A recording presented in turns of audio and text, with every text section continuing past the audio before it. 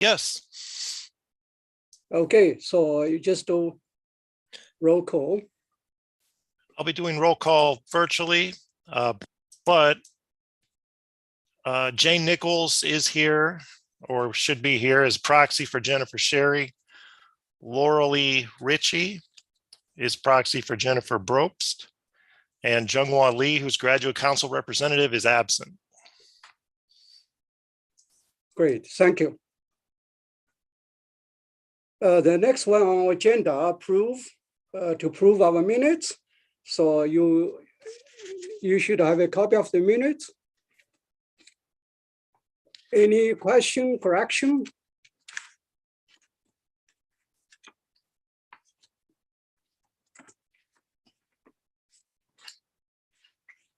Make sure our names are spelled correctly. Okay, if there's no question or correction, and I need a motion to move it. I move that they be accepted. Okay, thank you, Professor Brown. Anyone to second? I second. Elaine Czerkowski. Okay, in a second. So we're going to vote. We're going to have an oral voice vote. Matt, are you ready? Yes. Okay, for the minutes, Michael Eichholz, Okay. Bethany Rader, Yay. Matt Rendelman, Lee Chang Wang, Yeah. Scott Gilbert, Yay. Phil Anton, Yay. Elaine Jarkowski, Yay. Yu-Ting Lee, Yes, yeah. Stacy McKinney, Jane Nichols, Grant Miller, Ying Chen, Farhan Chowdhury, Yay. Arash Komai, Sung Hee Lee, Yay. Dong Han, Yay. Walter Metz, Jay Needham, Yay. Joseph Brown, Yes. Scott Comparato, Patrick McGrath, Yes. Joseph Shapiro, Yay. Joseph Stramick, Yay. Matt Gorzalski, yay. Lauralee Ritchie, Yay. Eric Black, Elizabeth Dalala, Yay. Christopher McDowell, Diana Sarko, Yay. Amy Bro, Yay. Robert Broomfield, Yay. Amanda Pangrazio, Yay. Mike Phillips, Julie Tate. Yay. Okay. That's everybody. Thank you so much, everyone. The next one on agenda, the president report. I know I only have a couple of minutes, 3 minutes, and I would like informally get your permission because in my report number 6, executive committee report has 2 minutes. I'm going to use about 2 more minutes from my next report. In other words, it may go beyond 3 minutes. Just a heads up, I try to be brief. Good afternoon, everyone. This is my last report as the Faculty Senate President in 2021 and 2022. I'm going to give you a brief report on what we did collectively or as a Faculty Senate in 2021, 2022. We worked together. That means I worked with other faculty officers and Faculty Senate Executive Council conics and other offices and constituencies below are selective highlights or example during this presidency. And each committee will give a brief report in maybe in 10 or 15, I mean, in a few minutes after that. So I'm going to be brief. Okay, first, we have published a monthly newsletter, Faculty Senator Update and FYY, to keep our faculty member informed and also a way to promote transparency. I actively get involved in working with Board of Trustees and keep them informed. And we built a very collegial and effective bridge between the faculty senator and various offices and constituencies. Second, to represent the faculty senator, and I, and sometimes my proxy, attended all important meetings, both internally and externally, almost every week, which was reported at our faculty senator meeting, and you can see our minutes on our website.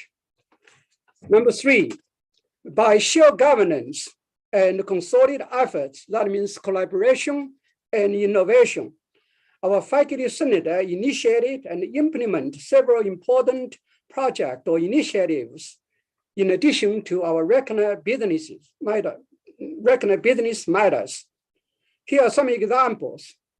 An ad hoc committee on institutional ranking and education quality by our Faculty Senate Executive Council. And advocacy for the SIU faculty member through the reduction of racial profiling related to China initiative by our Faculty Status Welfare Committee. Implementation of parliamentarian procedures by Governance Committee, and amendment of the Faculty Senator open paper by our Faculty Status Welfare Committees. Advocacy for the undergraduate academic success and mental wellnesses at the faculty student town hall meetings by working with USG and our faculty members. And advocacy for the SIU shared governance, shared responsibility, and shared future vision at IBHE Forum. And this last project was coordinated by our IBHE coordinator, Professor Ni Chang Wang. I would like to acknowledge several important groups, individuals here. This is my first. I wish to express my great appreciation to our faculty senator office manager, Mr. Josh Freak, who did an outstanding job, and our two other officers, Vice President Bethany Rader and Secretary Mike Kozovsky, for their excellent work. I enjoy work with them. Second, I would like to thank our UEPC co-chairs, Professor George Remick and Professor Amy Bro, and their committee members. And this committee helped us processed almost over 40 IME, all the IME proposals. And I also want to thank our budget committee. I know Jenny is not here and their members. And committee on committee, Elaine Chokovsky and Sung-Hee Lee and their committee members. And faculty status and welfare committee and co-chair Scott Comparado and Jennifer Sherry. I know the teacher this time, they could not be here. And their committee members, they did quite a few important projects. And governance committee co-chairs Li Chang Wang, Patrick McGrath, and Jay Needham. And also ad hoc committee and Professor Shiramek and Mike Heinen and Inan Jokovsky. And thank you all for serving on our faculty senator on campus. And there will be 9 outgoing faculty senator members whose term is ending. And we are going to acknowledge them very soon. So I'm going to save time, stop here. Any question, comments for me? Thank you.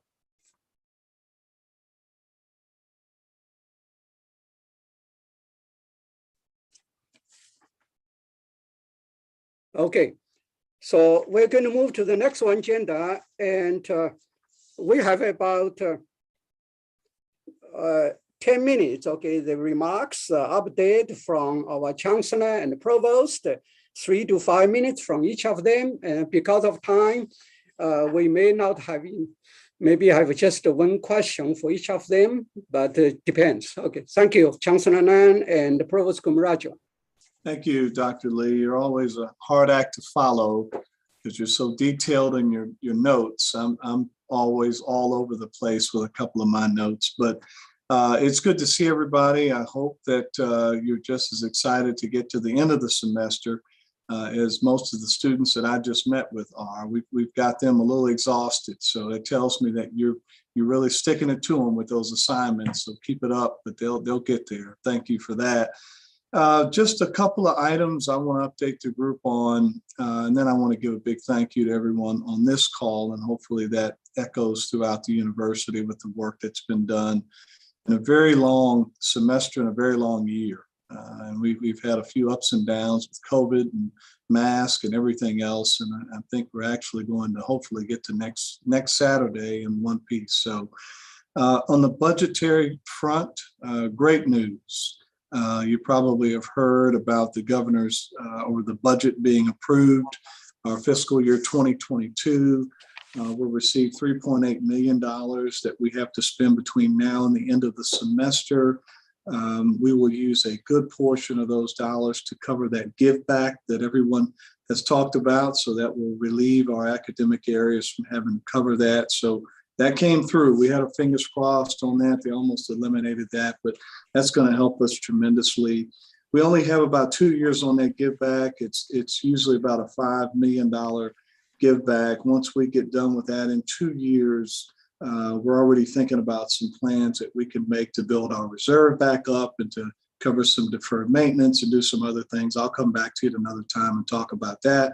Fiscal year 2023, we'll get the same $3.8 million that will come in to start the fiscal year. So when you add that together and you start looking at our enrollment numbers today, and again, I'm very cautious in saying this because we've just had a great update this morning with where we stand today. Our increases are in the double digits as it relates to our incoming students and then our overall enrollment. So we still have a lot of work to do between now and August, or now to the 10th class day, to make sure we yield those students. If we can keep up the pace we're on now, I think we're going to all be very pleased with where we end up in terms of the recruitment efforts and what it's been able to do. So excited about that. I do want to thank, I thought I saw Roland, where is he on the call? I want to thank him. I know this weekend we have a pretty big event that's happening with our Latino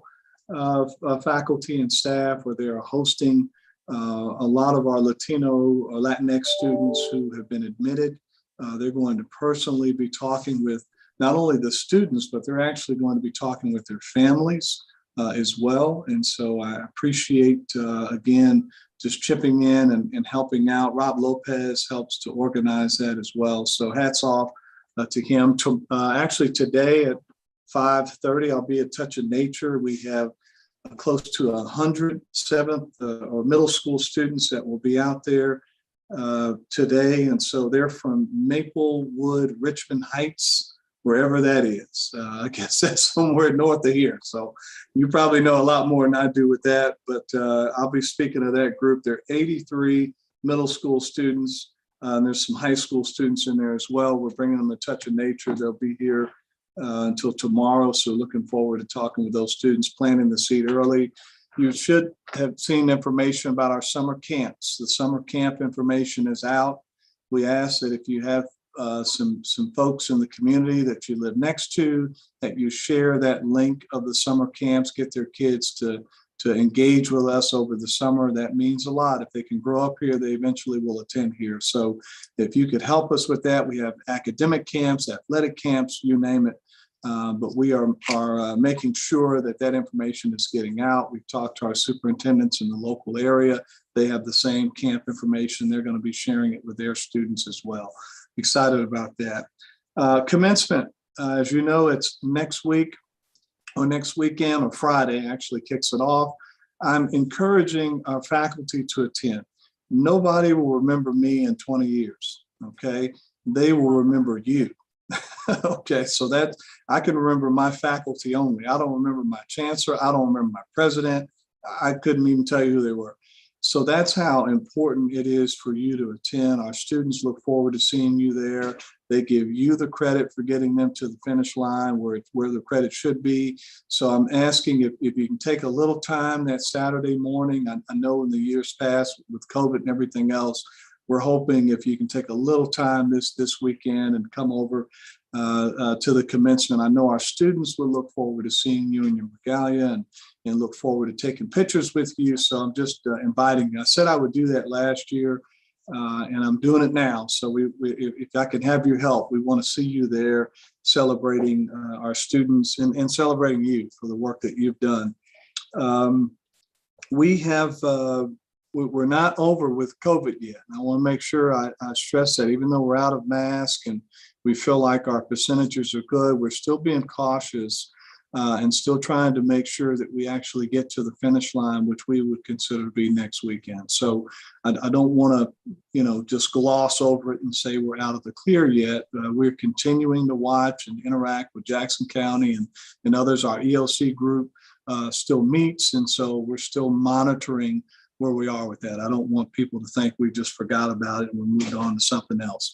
Had a great Gray's associate meeting. Many of you were there. Joe, I see Dr. Schmeck, a couple of folks that were there.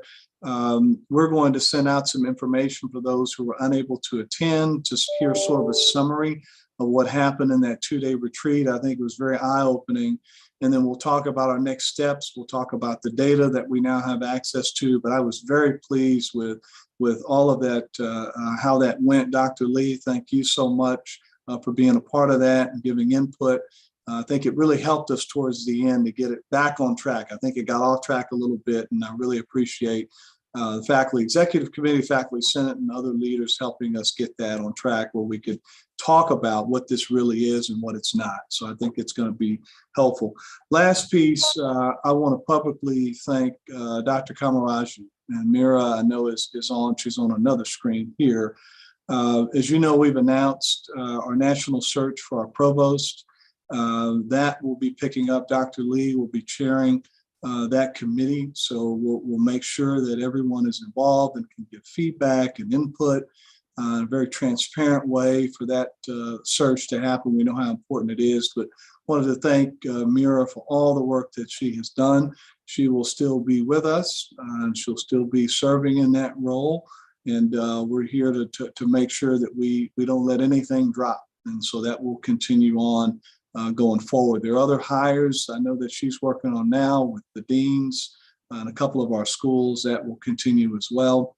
But did want to thank her publicly for her service on the work that she's been doing and that she has done over several years here. So I know that she's got some big things that will be in store for her and definitely here to support her for that. On that note, the last thank you is to each of you and to our faculty for, again, going through a pretty tough year with COVID and all of the things that we've had to do, but we've been able to stay together and stay connected. I think Dr. Lee, you bringing forward the transparent communication of information in your newsletter has helped tremendously. And I thank you for that. And with that, I'll stop. I'll be glad to answer any questions. And I know I may have gone over by a minute, so thank you. We only have 2 minutes left. I'm sorry, no time for question. And now, Provost Kamaraju, I appreciate your work. And could you give us some update or any comments? Thank you, Chancellor Lane, for those kind words. I've always enjoyed my work here and will continue to do so in the time that I have here. So just as we are ending the semester, I wanted to remind everyone about two things. One is to recognize the students and instructors experience stress during the last few weeks, to just remain responsive to students even after you submit grades. Check your emails because sometimes students come back with questions. So that's one part of it. And that all of the dean's offices have been informed that there are funds as in prior semesters to do things for students. provide sort of popcorn, food, whatever care packages as we have done in the last few semesters. And also to remember to submit grades on time. We've come a long way from the last 2 or 3 years. Last semester, we only had 63 grades that were not submitted by 3 instructors. So that's a huge improvement from triple digits. So our aim is this semester to get it down to 0. So please do your part in submitting your grades in a timely way. The registrar's office will reach out to you Monday through Wednesday of the week after finals week as a friendly reminder.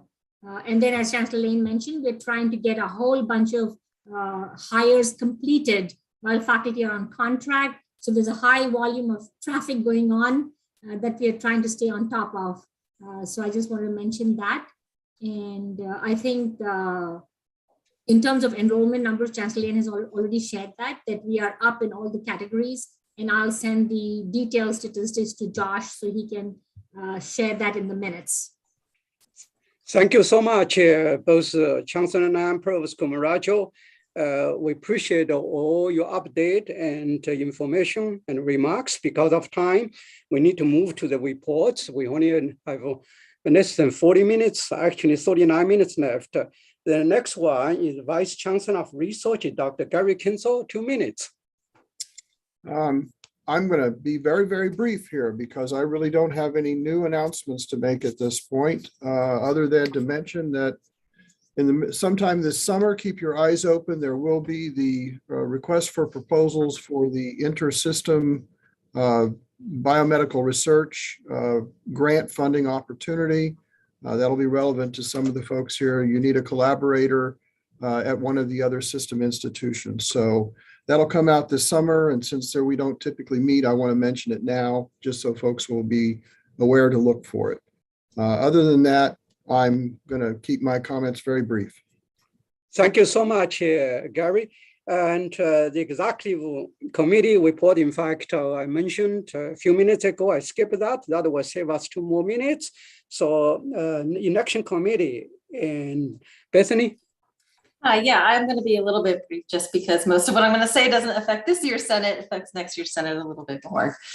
So we have completed the first round, and you'll understand why I say first round in a second, of Senate elections for the 22-23 Senate. We were able to fill, I believe, 6 seats. However, we still have 5 seats open.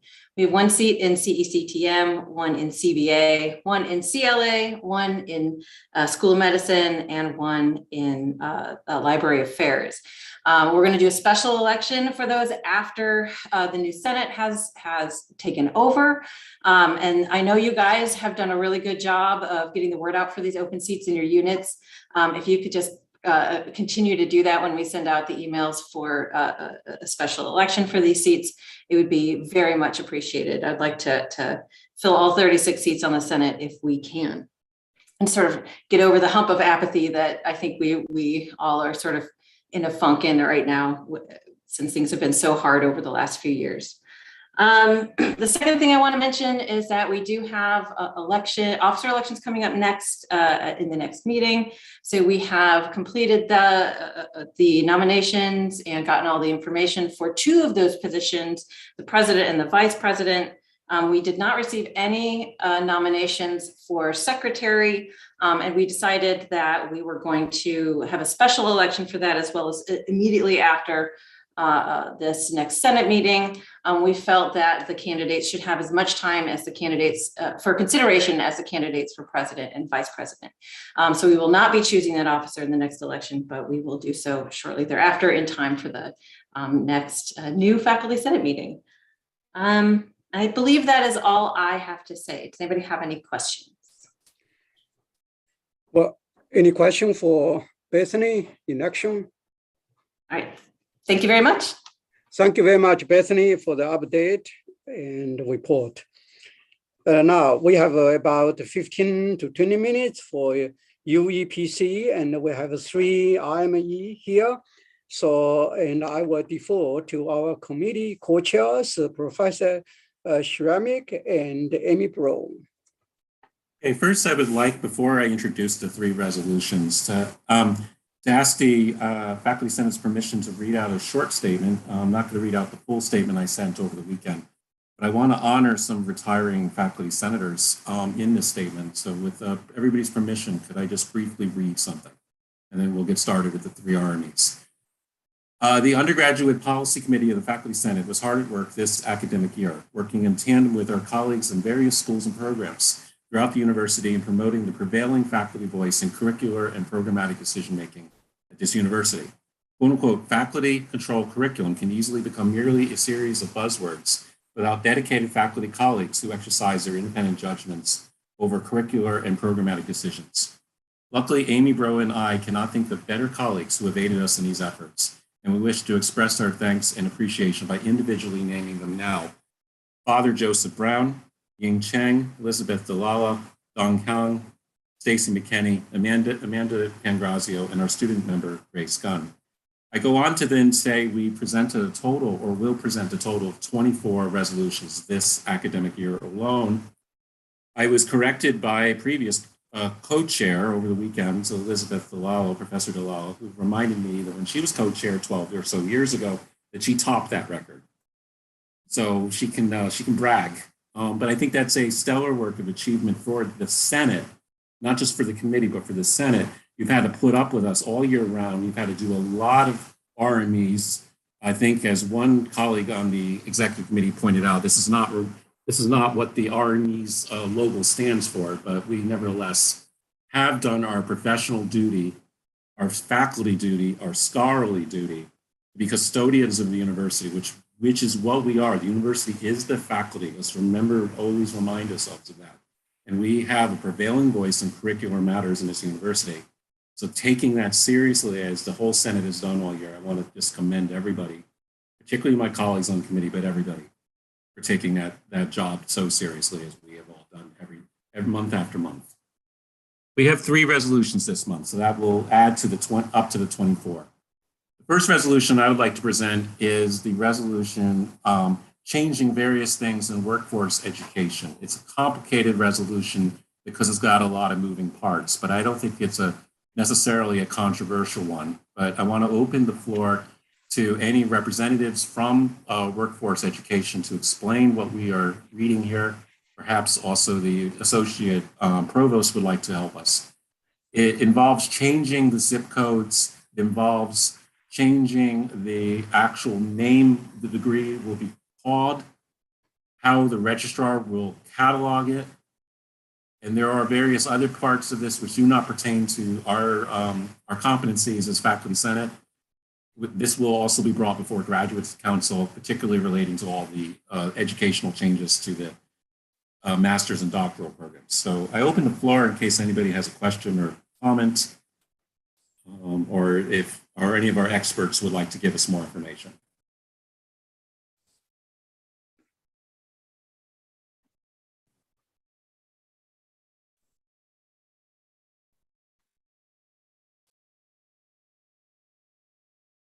Not hearing anything, I would then like to call the question. I move that we vote on this. Anyone? Second. I'll second. Thank you. So we're going to, Matt, are you ready? Yes. Okay, we're going to do a voice vote. Okay. Michael Eichholz. Yay. Bethany Rader. Yay, sorry. Matt Rendelman. Bi-Cheng Wang. Yeah. Scott Gilbert. Yay. Phil Anton. Yay. Elaine Jerkowski. Yes. Yu-Ting Lee. Yes. Stacy McKinney. Yay. Jane Nichols. Grant Miller. Yay. Ying Chen. Farhan Chowdhury. Yay. Arash Komai. Yay. Sung-Hee Lee. Yay. Dong Han. Yay. Walter Metz. Yay. Jay Needham. Yay. Joseph Brown, Yes.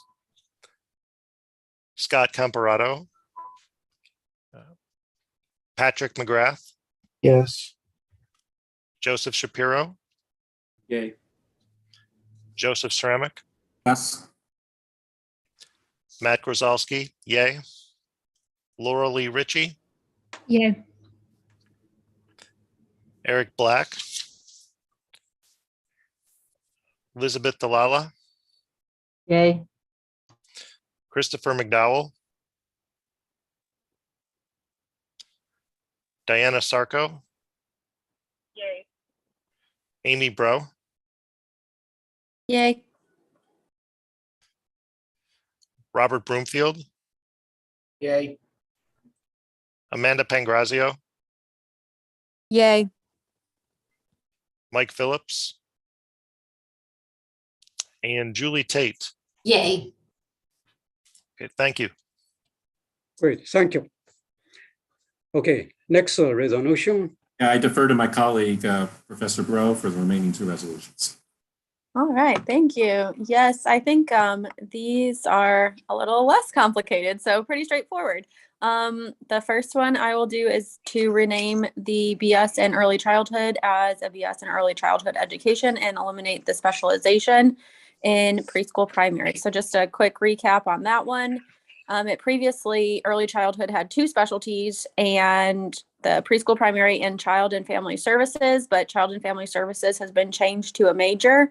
So therefore, the preschool primary specialization is unnecessary. And then adding the education to the title will allow students and potential students to recognize that path to licensure with this degree. So no faculty, staff, students will be affected, no budgetary effects, and it had unanimous support for the faculty or from the faculty. So I'd like to open up the floor at this time for anything that anyone would like to add or questions.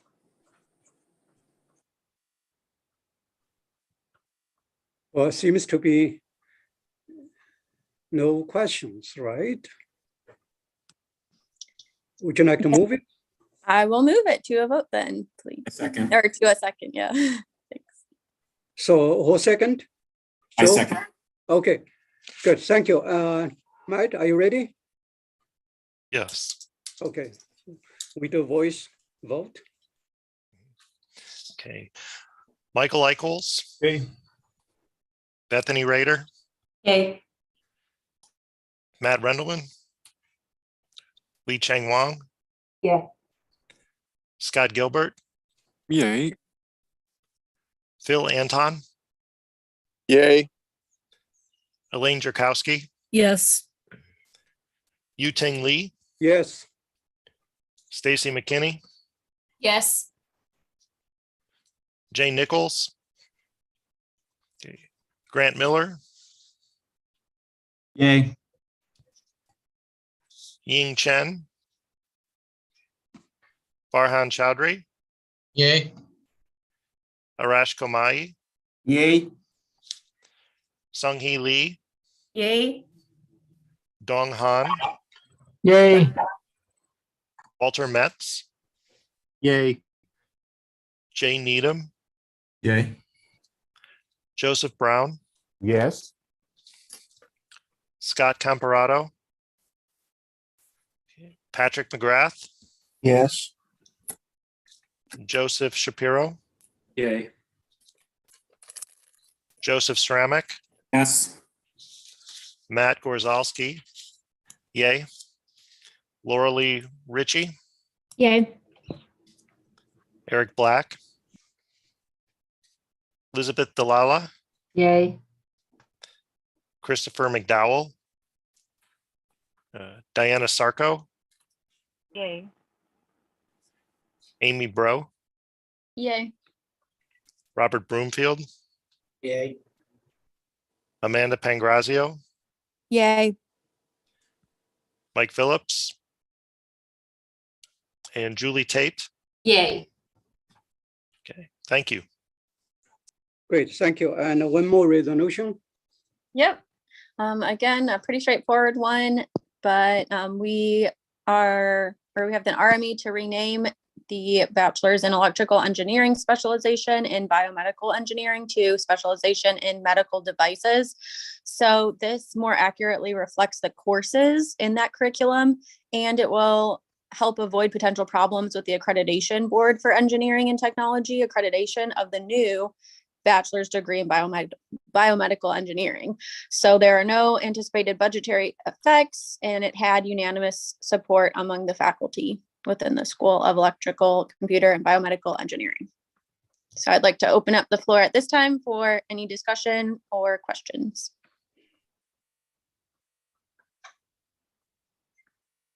Any questions or comments? Well, if there's no question or comment, would you like to move it? Yes, I will move, As please. a co-chair, I will second.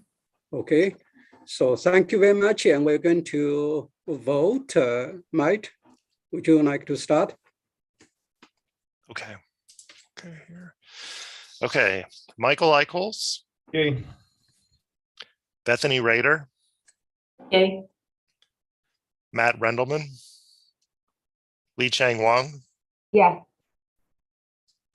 Scott Gilbert, Yes. Phil Anton, Since this is potentially my last vote of this year, I'm going to say hell yay. Elaine Jerkowski, Yes. Yu-Ting Lee, Yes, Stacy McKinney, Yes. Jane Nichols, Grant Miller, Yes. Ying Chen, Farhan Chowdhury, Yay. Arash Komai, Yes. Sung Hee Lee, Yay. Dong Han, Yay. Walter Metz, Yay. Jay Needham, Yay. Joseph Brown, Yes. Scott Comparato, Patrick McGrath, Yes. Joseph Shapiro, Yay. Joseph Sramick, Yay. Matt Grozalski, yay. Laura Lee Ritchie, Yay. Eric Black, Elizabeth Dalala, Yay. Christopher McDowell, Diana Sarko, Yay. Amy Bro, Yay. Robert Broomfield, Yay. Amanda Pangrazio, Yay. Mike Phillips, and Julie Tate. Yay. Okay, thank you. well, thank you so much, the UEPC committee. I absolutely agree with Professor Joe Shramick. Your committee worked the most, I think, hardest and did the most heavy lifting work. Thank you so much. Your committee is, I mean, it's really outstanding work. I think all the paperwork, IME pretty much required a lot of time and commitment. I absolutely agree with you, and I want to appreciate you. And again, thank you. Now, the budget committee, and I know Jenny is not here, and she sent a report to us. So we're going to post her report on the website. We're going to skip that committee. And then committee on committee, we have a co-chair, Inan Jokovsky and Sung Hee Lee. Could you give us some update and report for this year? Yes. Thank you, Dr. Lee. First of all, I want to acknowledge the hard work of our committee members, Phil Anton, Stacy McKinney, Amy Bro, Amanda Pangrazio, and Lee Chang Wang. So over the course of the year, here's some of our highlights. 22 vacancies were filled for at-large committees on campus at the outset of the fall semester. Committee appointments by faculty senators were made to the following standing committees during the past year: Committee on Committees, Governance Committee, Budget Committee, Faculty Status and Welfare Committee, and Undergraduate Education Committee. We filled search committees with faculty senate representation for the Vice Chancellor for Finance and Administration, Vice Chancellor for Research and Graduate Dean, the Ombudsperson search, Provost search, and Parliamentarian. Faculty Senate representation was sought and approved for the recruitment and retention workshop that was held last November. And in the past spring, we sought Faculty Senate representation and approved participation of 8 senators in the Gray and Associates consultation that was held this past month. 4 appointments to the JRB committee were pursued this spring as well to replace vacancies. And we had JRB elections for chair and vice chair that were approved by our committee of committees and Faculty Senate membership. Faculty Senate representation was also approved for the U.S. World News and Reports Ad Hoc Committee that was appointed earlier this year. And we also had an appointment as proxy for the Undergraduate Athletics Committee to fill a sabbatical leave. And we had an appointment to the Public Safety Committee. So we'd like to thank everyone for their hard work. Thank you for the Committee on Committee representatives for their dedication, hardworking spirit, and collaboration. And this is our report. Thank you. Thank you so much, Yinan and Sung-Hee. I know committee involved a lot of work almost every week, just like UEPC, a very busy committee too. And our faculty status welfare committee, they send us the report. We're going to post it on the website. I know both the co-chair are teaching. At the same time, we're going to save 2 minutes here. Okay. The governance committee, we have co-chairs, Patrick and Jane Needham. Any summary update or Li Chang? I know Li Chang was the co-chair last semester. Any summary? Yes, so I submitted the report, and we basically had 3 tasks this year, or particularly this spring semester. The first was the parliamentarian, devising the job ad for the parliamentarian and thinking through some of the roles that a parliamentarian would fill during the Faculty Senate meetings. One of the co-chairs, Jane Needham, also took part in the IBHE presentation on shared governance. And then the final task of the governance committee this year arose after the meeting, which I believe was on April 12th, where we were discussing the relationship between the Faculty Senate Executive Committee and the other standing committees. We did discuss that via email, the Governance Committee, and the basic conclusion was that the Governance Committee does not wish to pursue revising the operating paper as it relates to outlining the relationship between the Executive Committee and the standing committees at this time. And if we had more time, I could share with you some of the reasoning, and some of the other members could also offer their input, but I will leave it at that for now in the interest of time. Thank you. Thank you. Anything to add from Jay and Li Chang? Oh, Jay? thanks very much. Thanks, Dr. Lee. Thank you. Anything? Okay, nothing. Okay. Any question for them? Well, if not, we're going to ask our IPHE representative and Professor Li Chang Wang to give us a report, annual report and summary. Oh, actually, I'm going to report the last meeting we had was April 22nd. Pretty much all the members talk about the good news on budget increase for the next fiscal year. And then we also had 2 presentations. One is given by the president of Federal Independent Illinois Colleges and the University on Illinois higher education issues. The second presentation was given by the representatives from National Louis University on undergraduate educator preparation. We also drafted 2 documents to deal with concerns on equity issues and also performance-based funding models. I'm personally heavily involved in performance-based funding initiatives, all those stuff. And hopefully we are going to talk about these 2 documents and improve and complete these 2 documents in the next meeting or meetings. Just like the faculty senate, the FAC, we are in the process of selecting or electing executive members for the next year.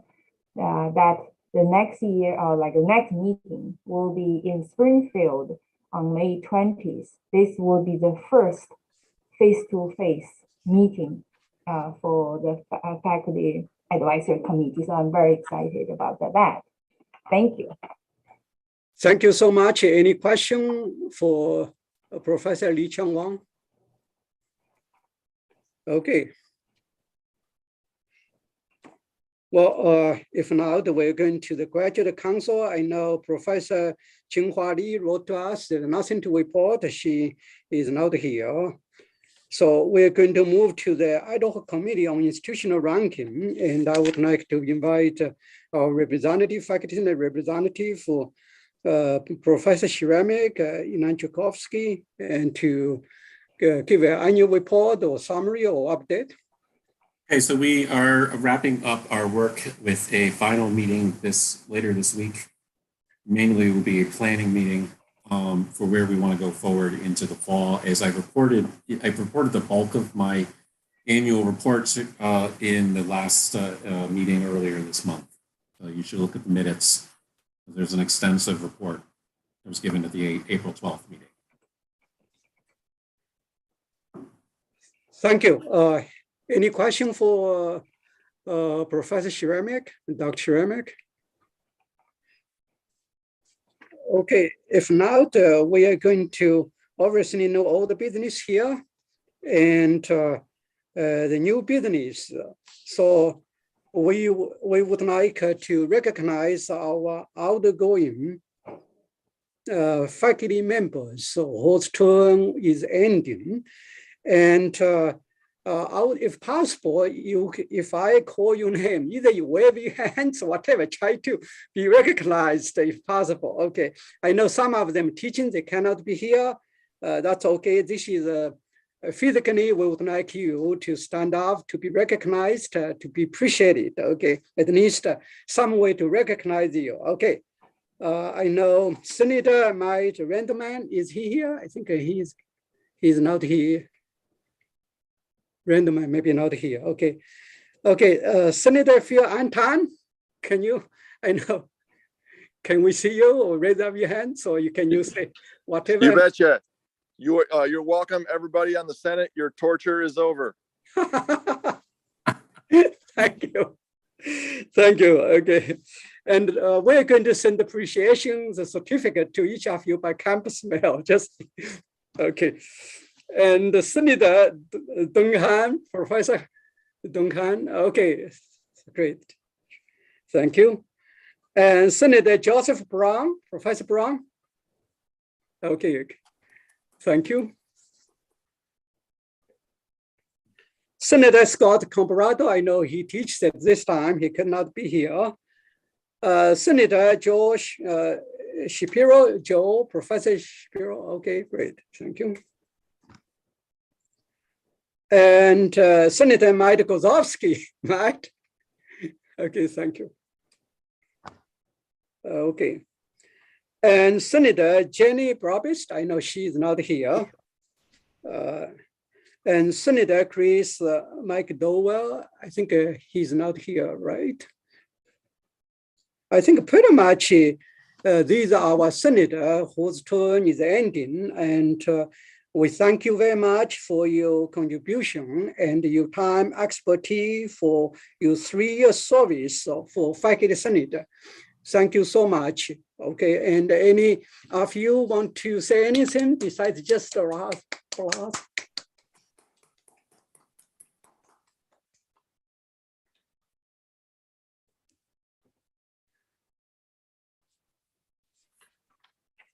Okay, other comments or announcement? Dr. Lee, since this is my last time to just take over at the end of a meeting, I want to make sure that I say what I put in the chat room, that finding out that we had more deaths on our campus of students this past week, my heart went out so deeply to our chancellor, because no one of the 14 chancellors that I have known in these last 25 years has had such an incredible job, task, or calling to lead us in caring about the young who did not survive. And if there's anything that we have learned through these years of COVID and the afterlife, to have to face so much grieving and mourning, and to have someone exemplary in leading us in these moments of caretaking, I really want to make sure that he knows how much I appreciate his work for that. Thank you so much, Professor Brown. Okay, I saw hands, another hand, Bethany. Yeah, so I just wanted to, before everyone leaves, remind the continuing senators to that there will be a second meeting after that. So make sure you stay on the Zoom. Thank you. Any other comments, announcement? We still have about 3 more minutes left before we take a break, or other new senator will come.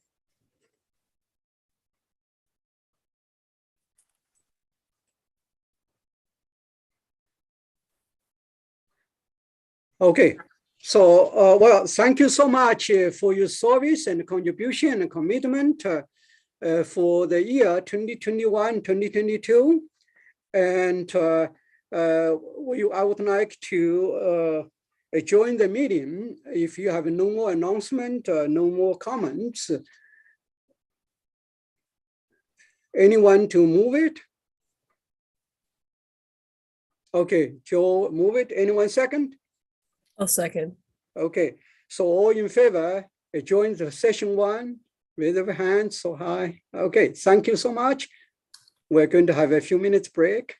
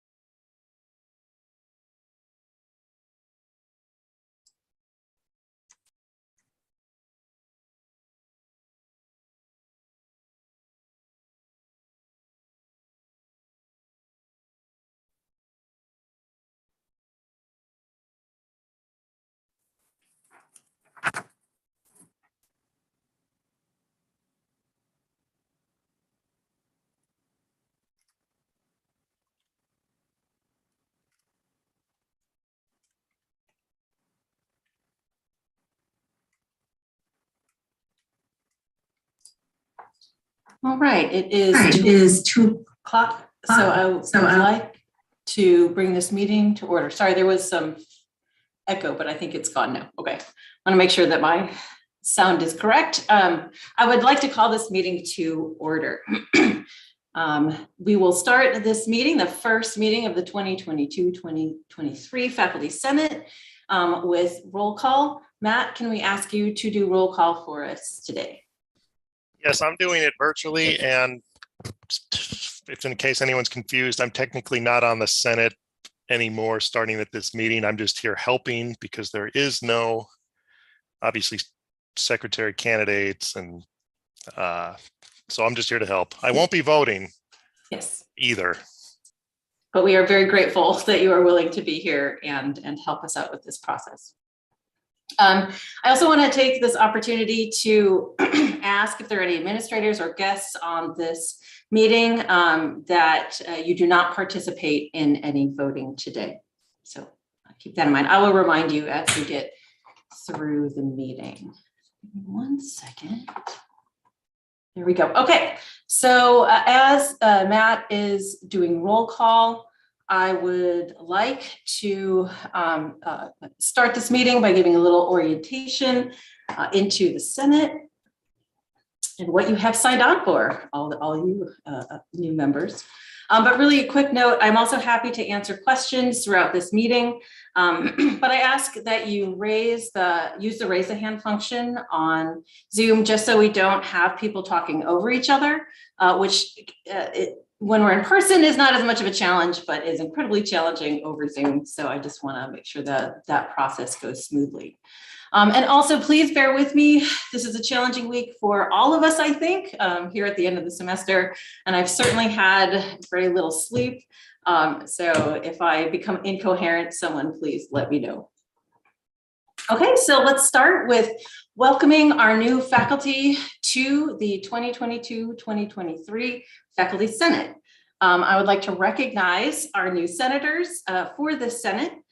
Cherry Watson, representing the NTT, Khalid Mexim, representing CALPS, Jeffrey Punsk for representing CLA, Lorelei Ritchie, representing the School of Law, Michael Hyland, representing CHHS, and Rolando Torres, representing CAM. So a big thank you to you for being willing to serve on this Senate. We are incredibly appreciative of the time you are willing to give to the Senate and, of course, to all of the faculty at large through Senate. Your new members should have received an orientation packet, which contains information about the Senate and the committees that are part of the Senate. And there is actually on today's agenda a link to the Senate operating paper. So feel free to consult that at any time. And the information in the operating paper is also in the orientation packet. So you'll have full details about what our Senate and our committees are about. But I do want to take a little bit of time to just talk a little bit about Senate and what we do. Our duty on the Senate is to advocate for the faculty at large at SIU, the faculty within our colleges, and the faculty within our programs or units. And something that Joe mentioned way more eloquently that I'm going to mention in the earlier meeting today was that by advocating for faculty well-being on this campus, we are also by default advocating for our students. So I think it's incredibly important to keep that in mind as we go forward, that the things we do in this body have an effect on not just senators and faculty, but our students and our whole campus as well. So really what I'm trying to say is it's incredibly important, the work that we do in the Senate. We give the faculty a voice and we share that voice with the upper administration, either indirectly through our committee work or directly at meetings, because the provost and the chancellor will attend our Senate meetings as their schedules allow, which gives them a chance to sort of update us on the state of SIU and gives us a chance to ask them questions and report back to our faculty at large. And I encourage you all to keep your constituents informed of the goings-on in Senate and also provide them an opportunity to bring information and questions to the Senate as well. The Senate is for all faculty, and all faculty should and can have a voice here.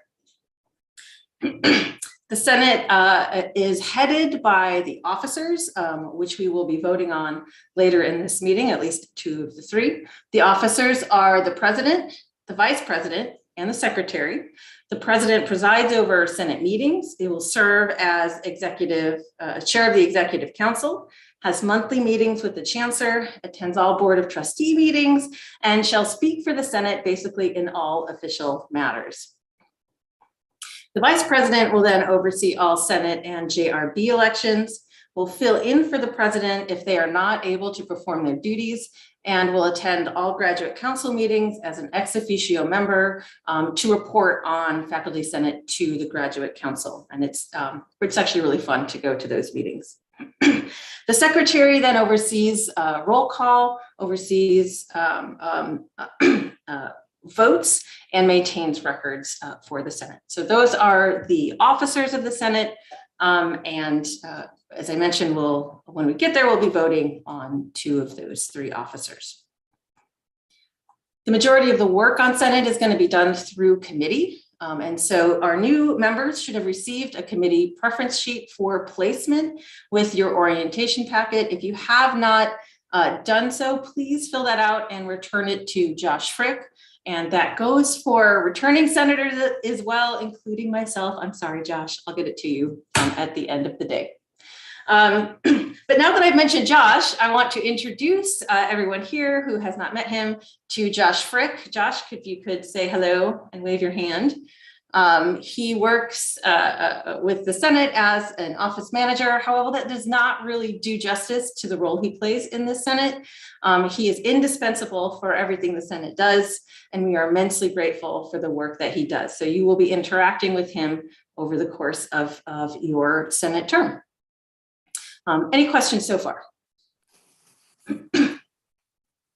All right. Excuse me. So the majority of the work that's done in the Senate is done through committee. And I want to go through those committees really, really briefly. There are 1, 2, 3, 4, 5, 6. I've never counted these up, actually. There are 6 committees. The executive committee, which is comprised of Senate officers, the chairs and co-chairs of the standing committees, and the past president as ex officio. There's a committee on committees, which we will actually be rounding out the committee on committees at the end of this meeting. It consists of 7 members and is assigned with placing senators on committees. There's the budget committee, which handles all matters relating to faculty participation in university budgeting. The faculty status and welfare committee, which handles general status and welfare of the faculty, including faculty rights and privileges, duties, rewards, makes recommendations to the Senate on all matters that affect status and welfare of our faculty. The governance committee handles faculty participation in university governance, and the undergraduate educational policy committee, which has a special place in my heart as I was a part of that committee a couple of years ago. That committee handles undergraduate curriculum changes such as reasonable and moderate extensions and new units of instruction. They do quite a bit of work for the Senate, as does the Committee on Committees. If any of the current members of any of these committees would like to add more information to my brief descriptions, please do so now. Any takers? Go ahead, Jay. Hi, yeah, just wanted to welcome all the new senators. Looking forward to working with everyone here. I guess one of the other things I think is important is that you have to get to act as a representative of the Senate back home to your units as well. So in and around your colleges, schools, people can find you and get updates on information. I regularly try to give an update at our regular school meetings as well. So on those monthly meetings, get a chance to report a little bit about what's going on. Condense some things from our minutes and then report back. So it's kind of a nice way to keep faculty in touch with what's happening here at the university level. Absolutely. All right, with anyone else? Oh, go ahead, Joe. Oh, hi. Yeah, in addition to what Jay just said, there's another really wonderful feature about being on the Senate that I've personally experienced over most of the term that I've had on the Senate so far, which is you also get out of your silos a lot more. You understand things from a university perspective because you interact with colleagues across the campus. I'll make a special plug for the committee that I've been co-chair along with Bethany the first year of my 2 years, and then last year with Amy Bro, University Education Policy Committee, in the sense of just understanding curriculum throughout the university. I have a much sounder grasp of how curriculum works everywhere on this campus than I ever did 2 years ago, even dreamed of having 2 years ago. And I just think that's a very valuable thing to, that the Senate provides, is that our ability to just talk with our colleagues. We share a lot more in common despite our disciplinary differences, and to really to experience that, that we are the university, and that's really wonderful. So I welcome everybody who's signed on to be a senator. This is really, really empowering work you're doing. And I thank you, along with other senators who have also thanked you so far. And I think I'll add to that. If you are willing to really engage in this body, the amount that you learn about the university, about the faculty, about policy is just incredible. And like Joe, I think I have a much better understanding of how this university runs, which is incredibly important to how I do my day-to-day. So I think that is a wonderful benefit of this body. Any other comments? Go ahead, Eugene. First of all, I want to thank you, Bethany, for chairing this session, very important. And second, I would like to officially, again, as a faculty senator, to welcome the new senator. Thank you very much for your commitment. All right, thank you very much, Eugene. All right, so the last thing I want to say about committees is that after you've turned in your committee assignment sheets, the COC will be contacting you to tell you which committee you have been selected for. We're going to try our best to get you into your first pick, but of course we cannot guarantee that that is going to happen, but we're going to try our best. Once you have received your committee assignment, I encourage the committees to actually meet as soon as possible to select their chairs and or co-chairs, as they will be part of the next executive committee. And getting that ball rolling quickly is preferable. And I also encourage senators that are returning to a committee to spearhead that first gathering, just to make sure that it occurs. Any questions about committees? All right, so I have to get my agenda up. I apologize. Okay, so that is the all of my orientation. So we will move on to the next item of business, which is the election of officers. Okay, let me get to the right spot. Okay. This is actually our first official duty as the 2022-2023 Senate, our first voting that we get to do. But I have a few things I want to mention before we get started. One actually pertains to faculty at large, not just the officers. But although we did fill quite a few seats for the Senate, we still have 5 seats on the Senate that are open. And we will be holding a special election for those seats. And I just mentioned this so that you can help us recruit faculty to fill those 5 seats. Colleges are they in, Bethany? Oh, yes. So there's a seat open in CECTM, 1 in CBA, 1 in CLA, 1 in School of Medicine, and 1 in Library Affairs. And I know those senators that are returning or continuing this year, I know that you have done a lot of trying to recruit for us already, and we do really appreciate that.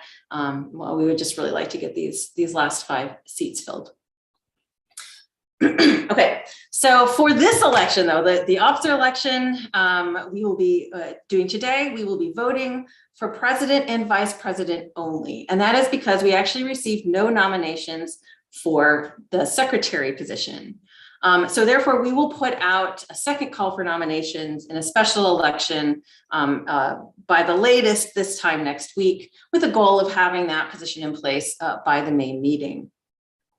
We decided to do a special election so that we could give those nominees the same amount of time for consideration as the nominees for president and vice president. Any questions about that? Okay. So next, I want to go over a few logistical things before we vote. First, I want to mention that we are not soliciting further nominations for officers for basically the same reason. We want to make sure that all candidates for this position have had the same amount of time of consideration by the faculty prior to voting. Second, the voting today will be done by a SurveyMonkey, a link to which will be added to the chat after we go over all of the candidates for both positions. We chose this method in an effort to keep voting anonymous and to facilitate a preferential vote, which is needed for the vice president's office, which I'll explain in a second. And we decided to put it in the chat to keep the link in-house. And again, I want to remind everyone at this meeting that only current and new senators can vote. Administrators, guests, and previous senators, those that have cycled off but still can be part of this meeting, those people are not allowed to vote. And if you are questioning whether you have the ability to vote, please ask either Josh Frick or myself. Third, because there are more than 2 nominations for vice president, we need to do a preferential vote according to the operating paper. So what you'll see on the SurveyMonkey link, once you click on it, is for the vice president, there will be a ranking system. So you're going to rank your preference for vice president, with 1 being your most preferred and 3 being your least preferred. We need to make sure that you rank all 3 candidates for the vote to count, though I believe the SurveyMonkey will make sure that it will send you an error message if you did not rank all 3 candidates. Okay, so to recap, first we're going to meet the candidates for president and vice president, then take about 5 minutes to vote on both offices via a SurveyMonkey link that will be sent in the chat. And if for any reason you need the link outside of the chat, please let Josh Frick know, and we can, if need be, send it by email. Does anybody have any questions? I know this is a little bit more confusing than just, raise your hand, but that's how it goes. Any questions? Okay. So first up, let us meet the candidates. So each candidate will have a few minutes to briefly tell us whatever they think is important to tell us for this election. And then we will have a few minutes to entertain any questions or comments for that candidate. And I do want to keep things moving at a good pace, so I may act as the Oscars orchestra as we go through here. So please forgive me for any interrupting I do in advance.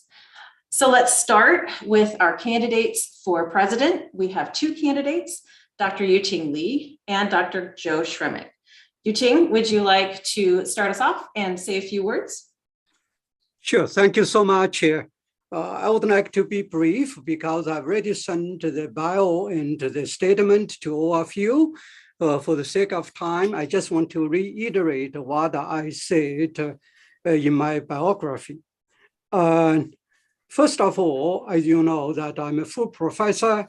I enjoy working at SIU Carbondale in the past 7 years in different capacity. So both as a faculty member and the previous administrator.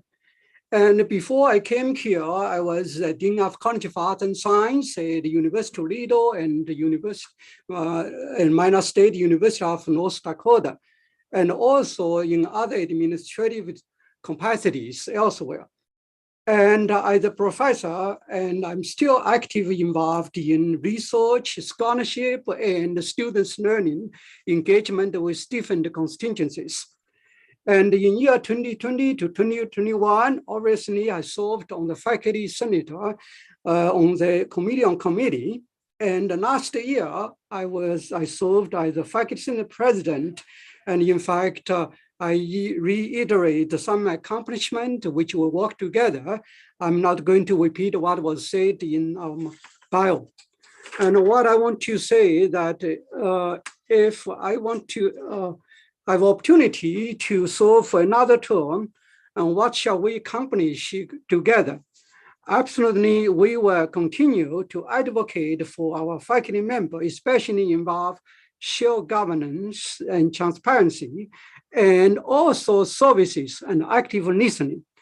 And very important, okay, because I served as administrator, I have no hidden agenda to pursue at least, okay, any self-interest. In other words, okay, and I will be fully devoted my time, efforts, and passion to advocate for transparency, collaboration, and shared governance and engagement with different groups and equity and diversity and inclusion for our faculty and students.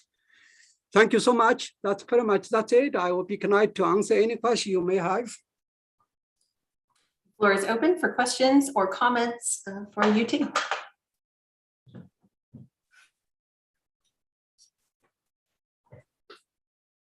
Yes, I've got a question. Go ahead, Patrick. Or sorry, Jay. Yeah, that's quite all right. Dr. Lee, what do you think one of the challenges of the coming year, especially one of the major challenges that we're facing right now on campus that the Faculty Senate can help address collectively through the fall and the spring of next year? Well, very good question, Jay. I think there are a few challenges ahead of us. Number one, and as I send a memo to our our faculty senators, okay, and still the equity issues on campus. And that's one example of equity issues. And second, okay, and we need to think about, okay, and the reorganization itself, okay, is still ongoing. For example, the opening paper and many units in college still work on that. Faculty senators should get involved in that. And third, obviously, and the enrollment, as well as the faculty lines. We lost almost 420 faculty members. It's faculty senators' job to advocate for faculty, get more faculty support, rather than allocate resources for administration. And the enrollment, look, we lost almost 6,000 students. And absolutely, we need to work together to increase our enrollment and very important areas. So, and these are just the examples. Of course, okay, COVID-19, that's another issue. And we need to work to advocate for the safety, welfare of our faculty members. Thank you. Patrick, did you have a question? Yes, thank you. Dr. Lee, many of the past presidents of the Faculty Senate have just served one term and then have become ex officio on the Faculty Senate Executive Committee. Now, obviously, what you running for a second term is very much allowed in the operating paper. I mean, it's you're allowed to serve 2 terms, and then you have to take a year between before the next term. I was wondering, what do you think are some of the benefits of having been in this position the previous year, and what do you think that experience will help you in moving forward this year if you are elected Faculty Senate President? Thank you very much, Professor Patrick Macross. Excellent question. First of all, it's very important we all follow the open paper. Because we say, I mean, if we check the open paper, members may not hold particular office for more than 2 executive terms. So in a way, it's okay, not more than 2, they can allow to run for another term. And also I checked the past almost 25, 30 years, Faculty Senate President. It is true that in the past 15 years, in the past 30 years, in the 80s and 90s, we hired faculty senators who served president for 2 years. In the past 15 years, and some of the Senate president didn't continue for 2 reasons. Okay, this is my speculation. Number one, a lot of commitment involved. I served as the Dean of Cognitive Art and Science elsewhere. The capacity, the work, in a ways, as a Senator President, way more than a Dean of Cognitive Art and Science, which I get less than 50% of pay. It's a commitment time. That's one. And second, look at the past 15 years. I noticed that, okay, among those previous Senate President, almost half of them became administrator, which is good. I respect their decision. I mean, that's okay. In my situation, I can share my previous administrative experience to advocate for faculty members without any self-interest. Now, another benefit is that continuation, because it's good to continue the work I know Graduate Council GPSC, when I was Dean of Graduate School, we had the GPSC chair served for 2 years for the continuation of the work. Thank you. Thank you. I think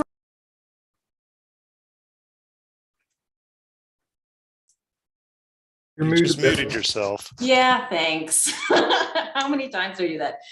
Thank you guys. I'm gonna end the questions there. Thank you, Patrick and Jay, for your questions. Appreciate it. All right, and thank you, Yuting, for your words and for answering those questions. We're going to move on to our second candidate, Dr. Joe Shremick. Joe, would you have a few words to say to the Senate?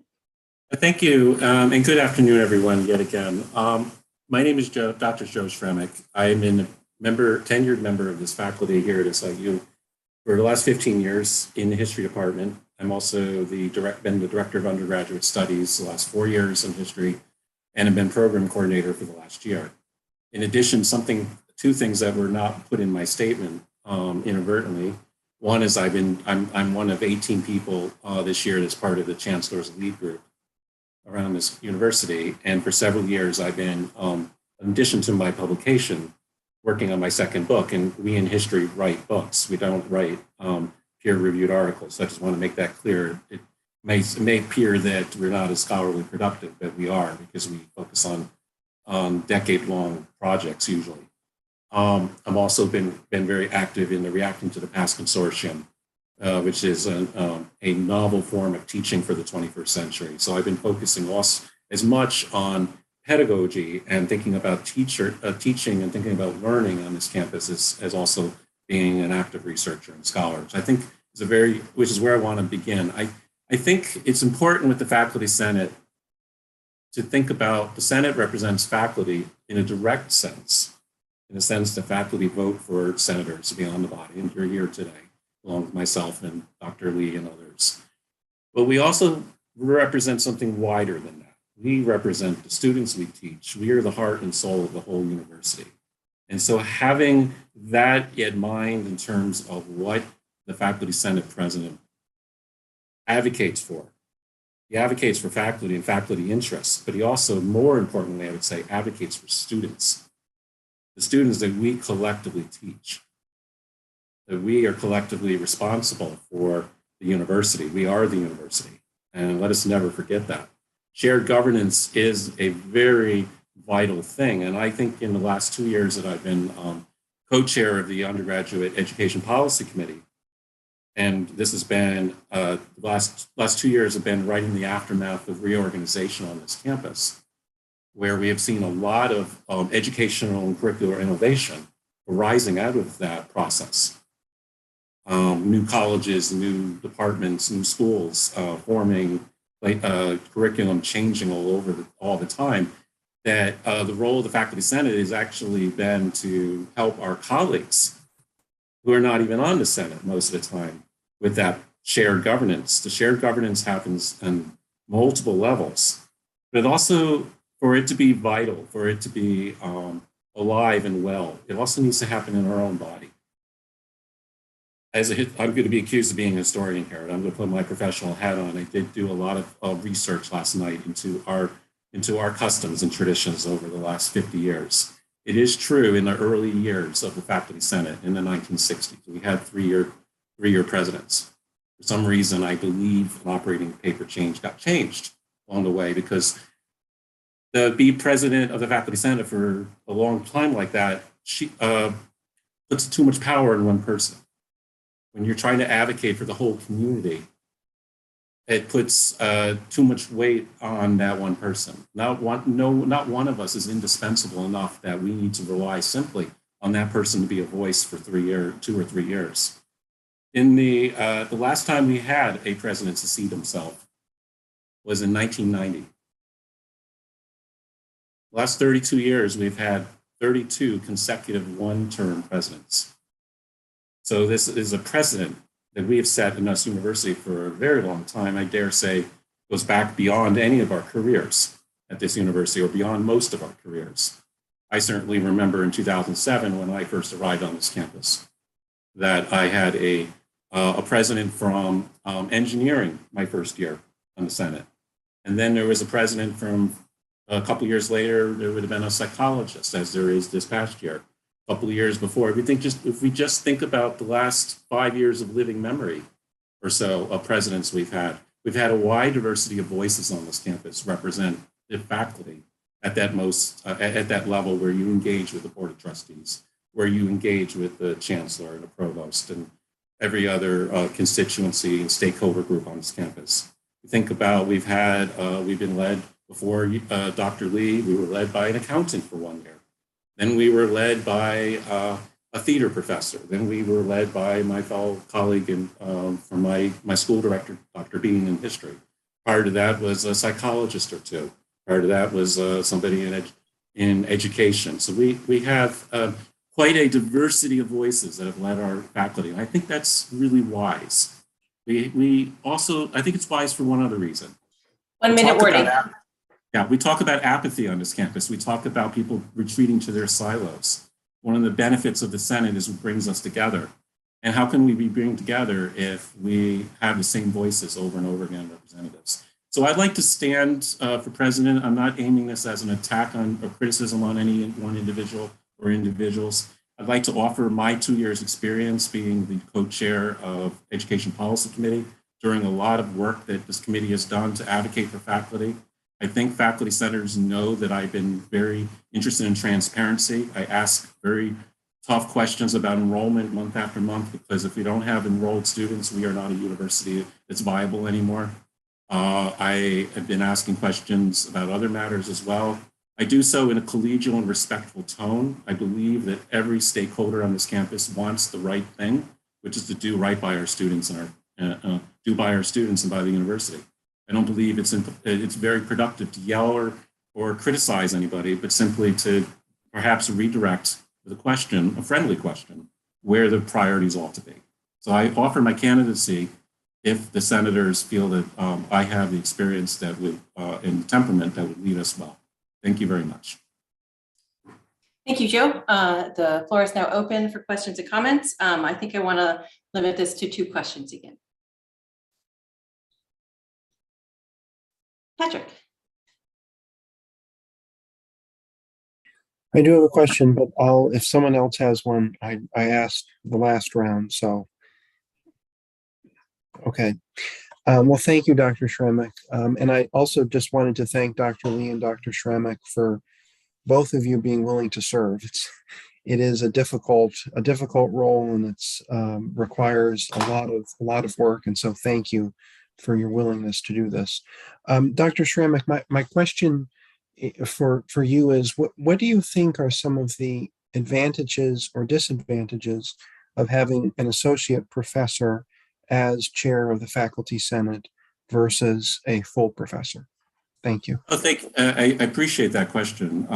I hope that my youthful inexperience won't be a bar and impediment. I am going up for full professor after my sabbatical, which is coming up soon.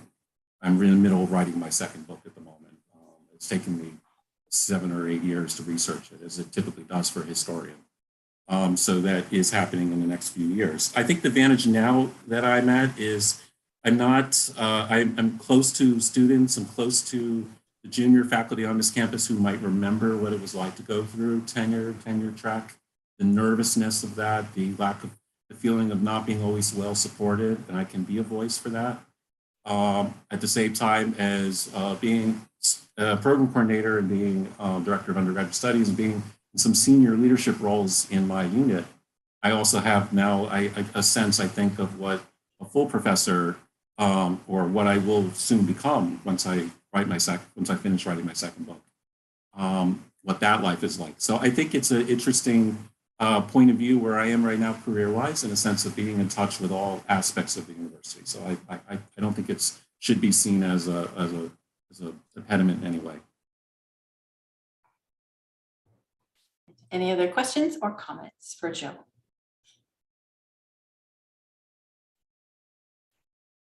Right, is there another? Oh, sorry, go ahead. I meant to do a hand raise, but I'm still very unsophisticated at Zoom, despite however many years of the pandemic we've been in.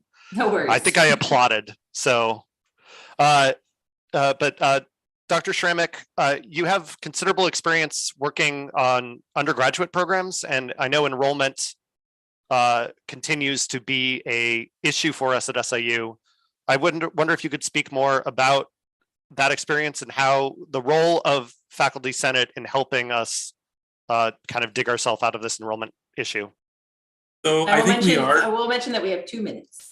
Okay, I think I have worked very closely with the Vice Chancellor for Enrollment Management. I talk to him every couple of weeks in my current role as a co-chair of Undergraduate Education Policy Committee. I've worked well with the Registrar. I've worked with the Associate Provost for Academic Programs. We will have a lot of administrative turnover at this point in the year because we are searching right now not only for new provosts, but for a new Associate Provost for Academic Programs. But that continuity that the last 2 years have brought me on the perhaps the most important committee on the whole Senate will perhaps serve me well. Enrollment is the key issue, but it's not the only issue. We also have to make sure, and to answer Jay's question that he asked earlier, I think the most important priority in the next year going out for the Senate and for the faculty at large is how do we continue creating a supportive, inclusive space for learning on this campus. We're coming out of the last 2 years of very traumatic experiences of COVID, of international pandemic. How do we create, as we go back to in-person, possibly even in-person faculty senates? We've talked about that all year. How do we create the safe spaces that we need on this campus so that we can have students thriving? It's been a rough year. This has been, we don't have to belabor it. We all know how rough this year has been. How do we build out of that and to have a nice, better next year? I think that's got to be our top priority right now.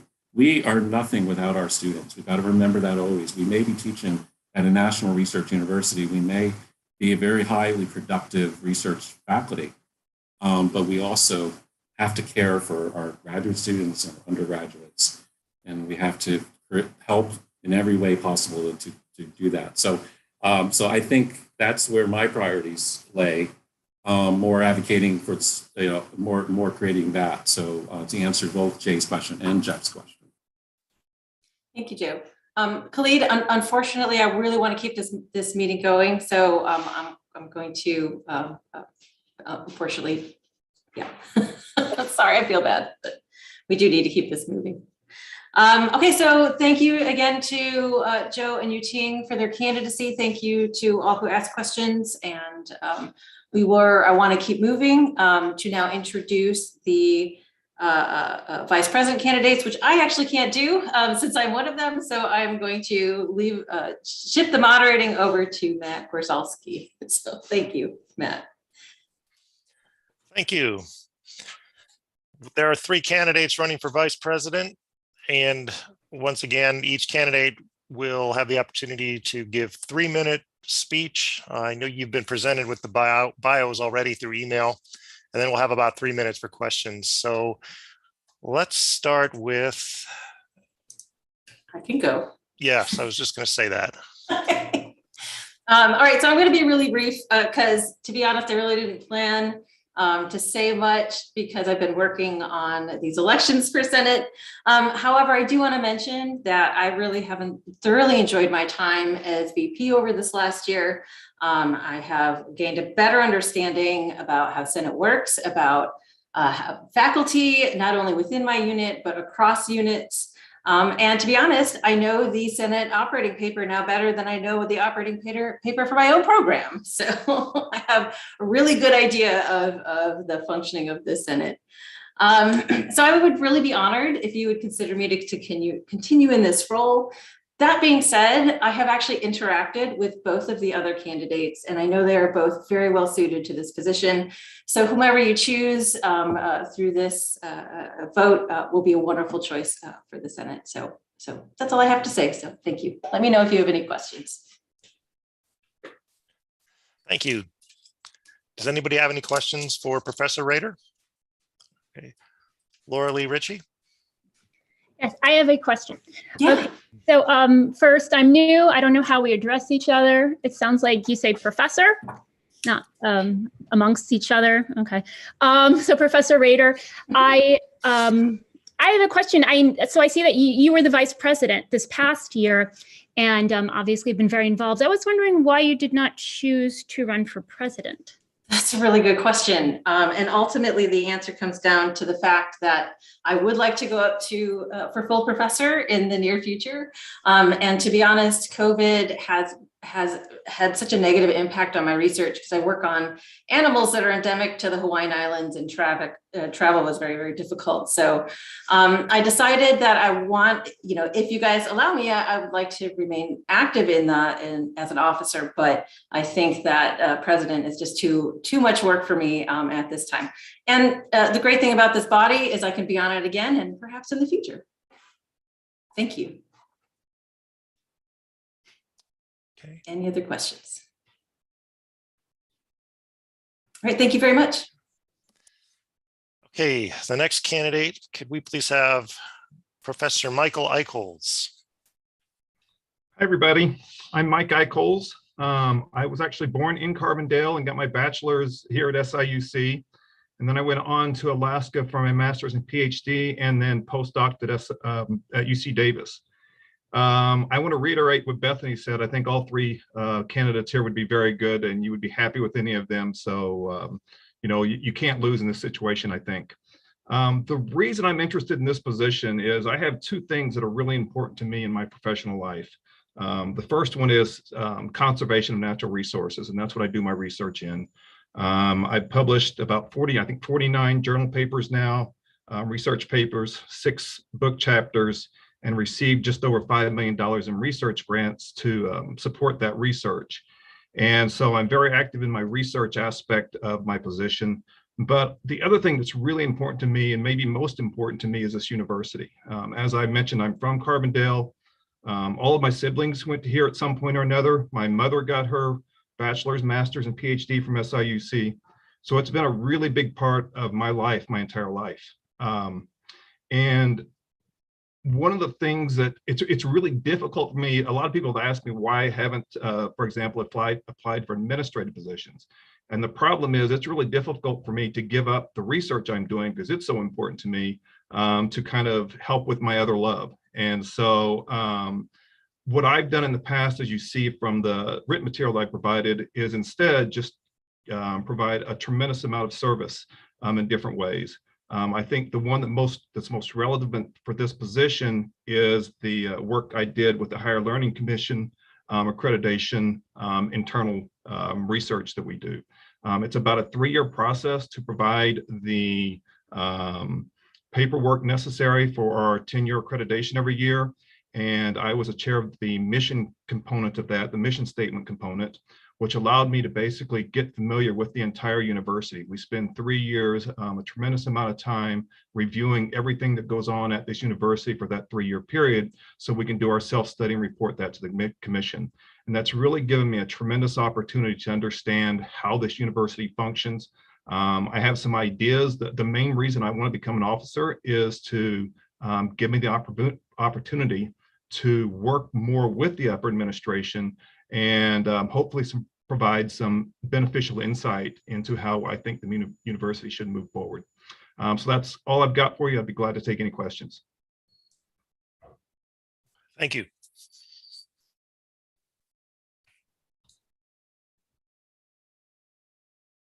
Question. Joseph Stramick, please. Yeah, I'd like to ask Mike, who's also been on the lead group with me this year, what do you think you've most learned from what the chancellor is showing us month after month? Accountability. I mean, I think the thing that we don't have enough of on this campus, and I think that's true for most bureaucracies, is accountability from the students all the way up to the top administration. I think that's one of the things that is very important to him, and I think there's a couple of ways to increase accountability. You can use the stick or the carrot approach. I think you always want to try to use the carrot approach if that's possible. And so I think instilling that throughout this campus to recognize that, hey, we're all accountable for making us a success and achieving that mission. I think our mission statement is extremely dear to all of us. and we're all accountable for helping us achieve that. Thank you. Okay. I believe that's all the questions. Thank you very much. The third and final candidate is Professor Walter Metz.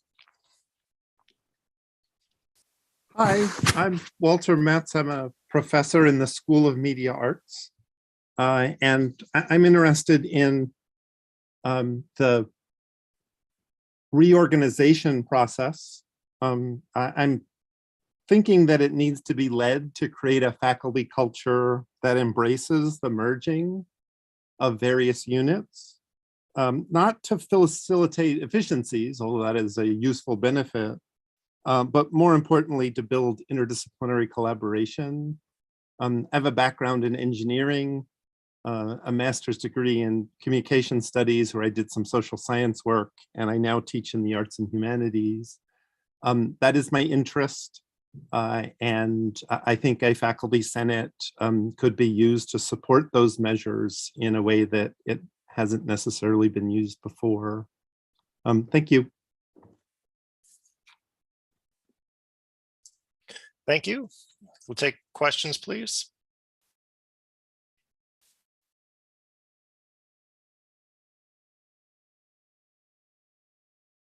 Patrick, go ahead. Oh, I'm sorry, I didn't see him. Sorry. Well, thank you, Professor Metz, and thank you to all the candidates running for vice president. I was just wondering, Professor Metz, could you say a little bit more what you mean by support reorganization?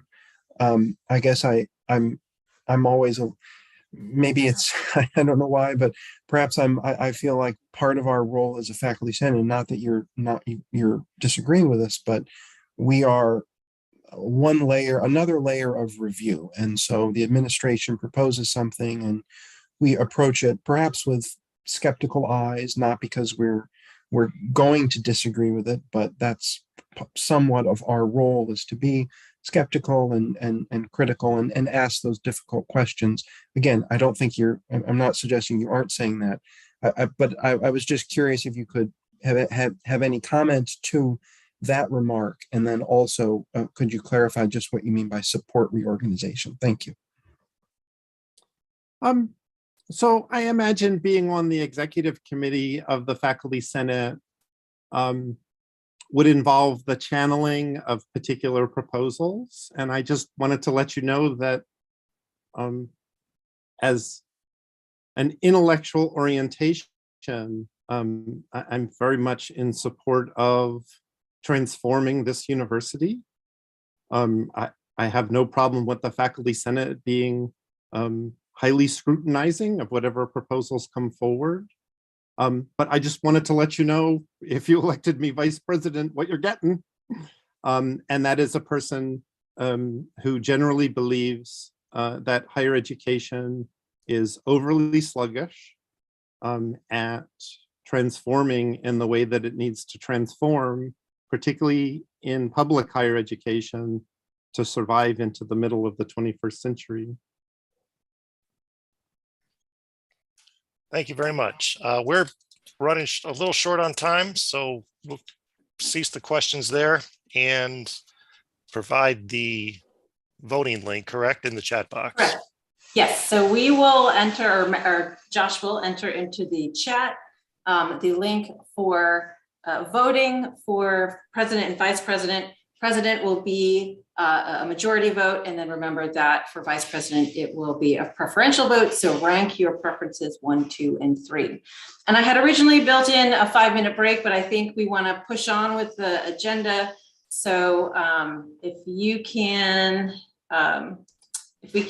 get the link up, and then thank you very much, Josh. And then if you don't mind voting while we finish out business of the meeting, we'll revisit at the end of the meeting. If we have the tallied results at that point, we will announce them. If not, we will send an email as soon as we have them. All right.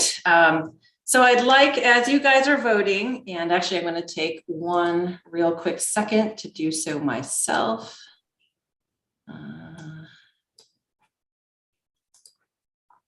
All right, and I am done.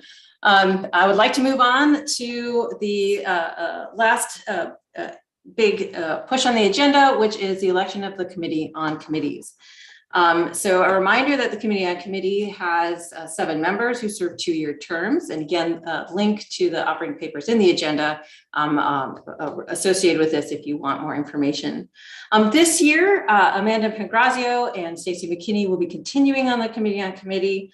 However, Elaine Jerkowski and Sung-Hee Lee, I know are at the end of the terms, but have expressed interest in volunteering on the committee, again, starting a new 2-year term. And I could find nothing in the operating paper that prohibits that. So Elaine and Sung-Hee, would you like to then volunteer for the Committee on Committees? Yes. Yes, ma'am. Yes. Perfect. So that means with those 2 volunteers, we only need 3 more to fill out the Committee on Committees. Are there 3 senators at this meeting today that are willing to volunteer for this committee? Lorelei, are you volunteering? Yes, if that's okay. Of course. And just to note, you can be on more than on this and another committee as well. Thank you.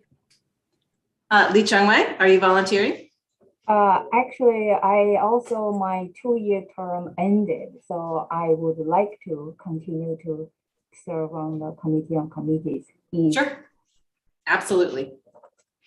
Khalid, are you volunteering? Yes, I am. Okay, so we have Lorelei and Khalid. We need, I believe, 1 more person.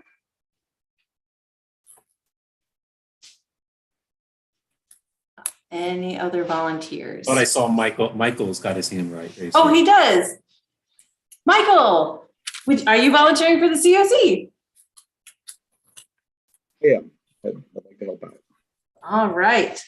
So we have our volunteers needed. So the next thing, thank you guys so much for volunteering for this committee. I think you will find the work actually quite informative because you will know where everybody is on all committees, and that is powerful information. So the last thing we have to do for this then is take a vote to accept those nominations to the committee. So again, we have Lorelei Ritchie volunteering. Khalid Mexim, am I saying your last name correct? Yes, that's right. Khalid Mexim, yes. Khalid Mexim. And we had Michael Hyland, along with Sung-Hee Lee and Elaine Jerkowski and Lee Chang Wong that will be continuing on this committee. All right, so we would, the next order of business is to have a vote on these candidates. Can I have a motion to vote on the acceptance of these volunteers for the COC? So moved. Thank you. Can we have a second? Second. Great. Thank you very much. The floor is now open for discussion. If anyone has anything to discuss about this particular group of candidates before we vote. If there is no discussion, then we move to the vote. Matt, we will do a yay nay vote by voice for this particular vote. Okay, I'm going down the new Senate roster. Fantastic. Yeah, Bethany Rader, Yay. Lee Chang Wong, Yeah. Scott Gilbert. Oh, he's teaching. She's absent. Elaine Jerkowski, Yes. Yu-Ting Lee, Yes. Stacy McKinney, Yes. Grant Miller, Yay. Ying Chen, Farhan Chowdhury, Yay. Arash Komai, Yes. Sung-Hee Lee, Yay. Jay Needham, Yay. Joseph Ceramic, Yay. Patrick McGrath, Yay. Eric Black, Elizabeth Dalala, Yay. Diana Sarko, Yay. Amy Bro, Yay. Mike Phillips, Julie Tate, Yay. Amanda Pangrazio, Yay. Michael Eichholz, Yay. Robert Broomfield, Yay. Walter Metz, Yay. Sherry Watson, Yay. Khalid Mexam, Yay. Jeffrey Punske, Yay.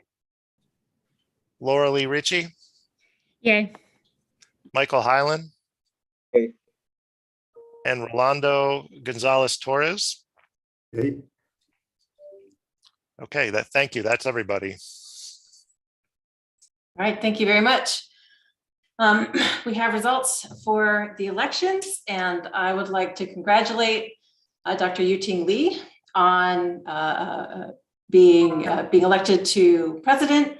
And this sounds a little bit weird, but I have to congratulate myself for being vice president again. Thank you. Thank you guys very much for your votes. Appreciate it. So now that we're done with our election of committee and committees, I have one last reminder for you to complete your committee preference sheets and send them to Josh Frick if you have not done so already. Is there any, sorry, Yuting. You have 1 minute. Okay. I just want to take a moment to thank the Professor Josh Remick. He is an outstanding senator. We look forward to working together with him and other senators. And also look forward with the new committee members. I encourage you to get involved in other standing committees. Yes, absolutely. Thank you. Yes, and thank you to all of the candidates for both positions. Again, your willingness to serve is much, much, much appreciated. Is there any new business for this new Senate? All right, are there any announcements for this new Senate?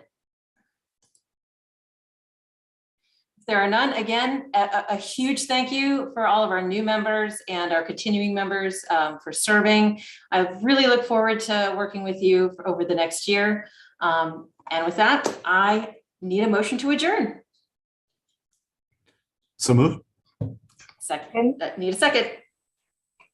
Second. All right. Thank you very much.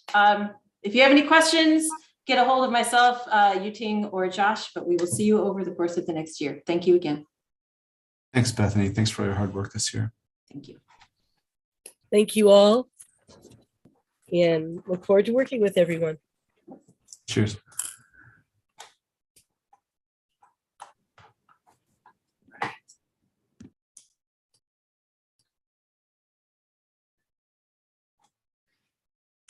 Congratulations. Thanks. Do